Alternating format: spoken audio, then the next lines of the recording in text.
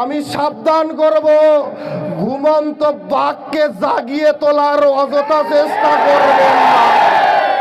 এর পরিণাম কিন্তু ভালো হবে না। কারণ আজকের গত রাতের এক মেসেজে যদি এত লোক একত্র হতে পারে, তাহলে আমি যদি 2 দিন আগের প্রোগ্রাম দেই, তাহলে কিন্তু পালানোর পথ খুঁজে পাবেন না, পালানোর পথ খুঁজে পাবেন না। অতএব সাবধান হয়ে যান। আমরা চাইনি, আমরা শান্তিপূর্ণভাবে আজকের অবস্থান করতে চেয়েছিলাম প্রেস ক্লাবে।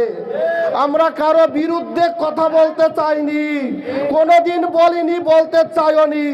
আপনারা আপনাদের লেজুর ভিত্তির পুলিশ নামিয়ে দিয়ে আপনাদের চরিত্র আমাদের সামনে তুলে ধরেছেন। আসলে আপনারা কারা এবং কি চান। অতএব আমি আবারও বলবো,